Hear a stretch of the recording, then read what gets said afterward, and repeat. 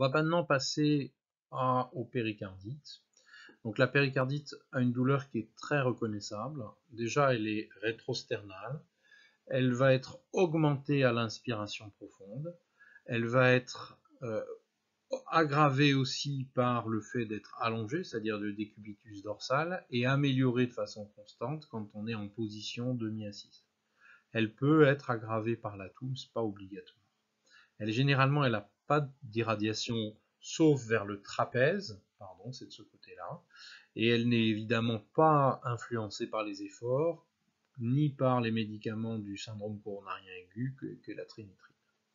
Dans un tiers des cas, on va entendre un frottement péricardique, comme du cuir neuf, et c'est une sorte de va-et-vient qui est fugace, donc il faut savoir réécouter de multiples fois.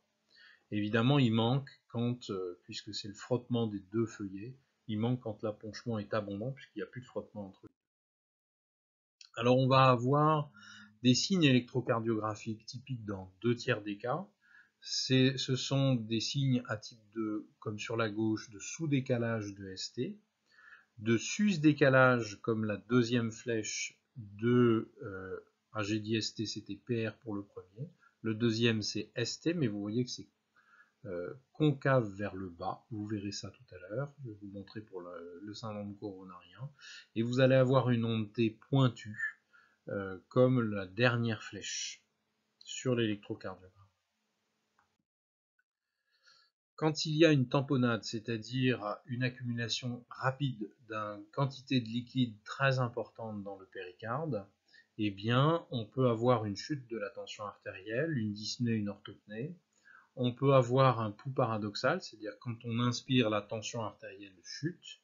Et vous pouvez avoir deux types de lésions sur l'électrocardiogramme. À droite, le microvoltage, donc moins de 3 mm, le QRS doit être de moins de 3 mm. Et sur la gauche, l'alternance électrique, où vous voyez que vous avez un petit complexe QRS, suivi d'un grand, suivi d'un petit, suivi d'un grand. L'alternance électrique. Donc il faut évoquer systématiquement la tamponnade quand il y a une péricardite, et c'est un des grands intérêts de l'échographie cardiaque, puisque la clinique permet quand même de dépister bien mieux que l'électrocardiogramme et l'échocardiographie. L'échocardiographie, voilà ce qu'on voit, hein, c'est un épanchement liquidien entre les deux plèvres.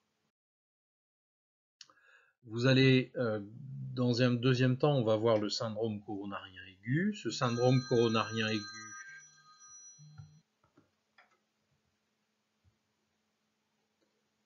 alors comment ça se passe?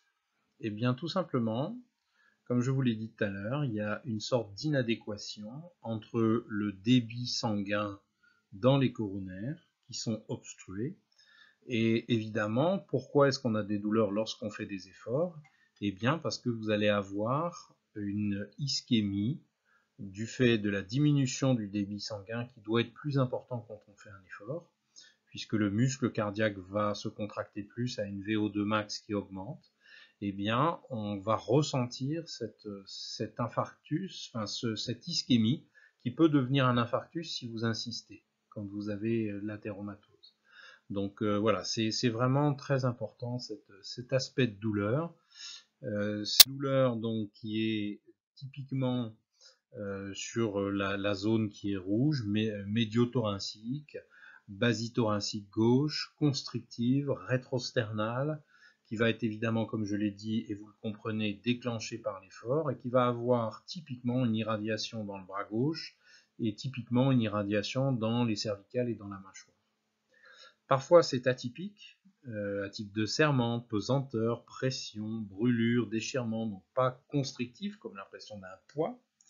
Et évidemment, comment s'en sortir? Eh ben, c'est la probabilité de l'existence d'une athéromatose qui est extrêmement importante pour se dire c'est atypique, mais on va quand même faire les examens parce qu'on est sur un terrain qui laisse penser qu'il s'agit potentiellement d'un problème d'athéromatose, donc d'angor. Et évidemment, on ne fera pas ça chez une jeune fille de 20 ans. On fera ça chez quelqu'un qui a 60 ans, diabétique, hypertendu, hypercholestérolémique, avec des problèmes dans sa famille, etc. etc. Donc voilà, c'est vraiment ça. juste, je dis qu'il existe une deuxième forme d'angor, qui est en fait un spasme, qui s'appelle le Prinzmetal, qui survient sans facteur spontané, qui survient spontanément, sans facteur déclenchant, et qui survient au repos. Donc c'est un spasme de l'artère coronaire qui se ferme transitoirement. Biologiquement, on va doser dans le sang la troponine. Si elle n'est pas élevée, on va le refaire dans la forme ultrasensible quelques heures après, 3 heures après, pour voir s'il y a malgré tout pas d'élévation. Sur l'électrocardiogramme, on va voir dans l'angine de poitrine un sous-décalage du ST que vous avez à gauche, qui s'appelle une lésion sous-endocardique. Et à droite, vous allez avoir la lésion de sus-décalage de ST concave vers le haut, contrairement à la péricardite, jusqu'à ce qu'on appelle, qui est en dessous, l'onde de Pardy, qui est typique d'un infarctus. Donc là, il y a déjà une lésion ischémique constituée avec une nécrose de cellules myocardiques. L'ischémie sous-épicardique, donc dans l'infarctus, vous allez avoir d'abord la lésion d'ischémie sous-épicardique sur l'onde T, puis vous allez avoir progressivement, l'onde T va devenir pointue et vous allez voir apparaître l'onde de Pardy. Évidemment, c'est l'inversion donc dans la lésion d'ischémie sous-épicardique, elle est symétrique et elle correspond à un territoire d'une coronaire. Donc, généralement, contrairement à la péricardite, ces lésions prédominent dans un territoire particulier et c'est un des éléments importants.